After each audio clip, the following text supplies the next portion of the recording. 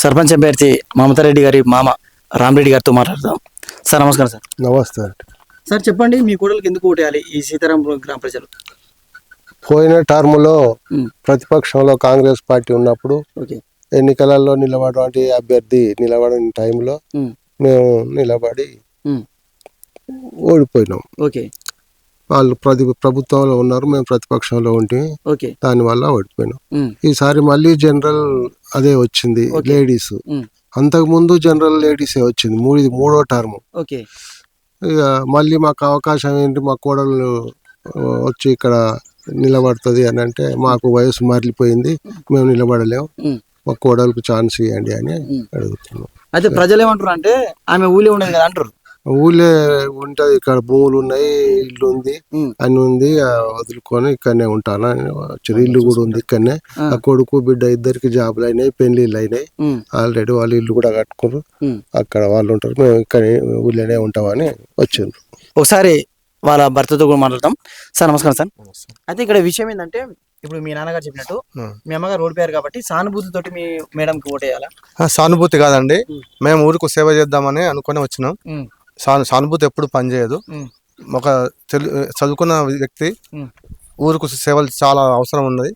ఇంతకుముందు పాలకులు ఊరును ఏమి అభివృద్ధి చేయలేదు, ఊరుకు సరిగా రోడ్లు లేవు, నీటి డ్రైనేజ్ సమస్య ఉన్నాయి. ఈ సమస్యలన్నీ పెడచెవిన పెట్టారు. వాటిని అన్నిటినీ ఇప్పుడు వాటర్ ప్లాంట్ విషయాలు అయితేంది, చేపల విషయాలు అయితేంది, చాలా కొన్ని విషయాలన్నీ తప్పుదారి పట్టినాయి. వాటన్నిటిని సరిదిద్దడానికి మంచి అవకాశం వచ్చింది. వాటిని అన్నిటిని పరిష్కరిస్తాం, ఖచ్చితంగా పరిష్కరిస్తాం, అన్నిటిని రికవరీ చేస్తాం.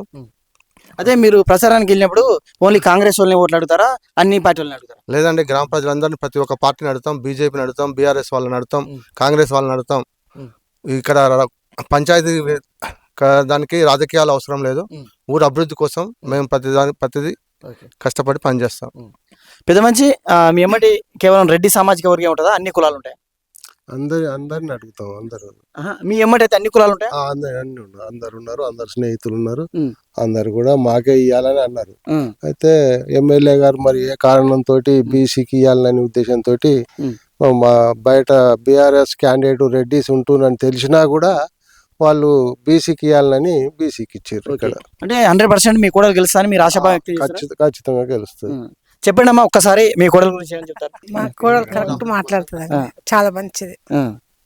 అసలు ఆమె ఈడ ఉండదు అంటారు ప్రజలు, ఏం చెప్తావు? ఇక్కడనే ఉంటది. ఇప్పుడు మేము పెద్ద మనుషులు అయినాం కదా, మమ్మల్ని చూసుకుంటే ఇక్కడనే. అంటే రామరెడ్డి కోడలని ఎలా మమతారెడ్డి అంటే తెలియదు అంటారు, మరి ఎట్లా తెలుసా?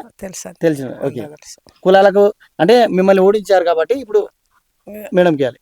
ఓడించినా ఓడియకున్నా ఒక చదువుకున్న వ్యక్తి కాబట్టి గ్రామాభివృద్ధి కోసం వేయాలి. సూపర్ ఆన్సర్ చెప్పారు.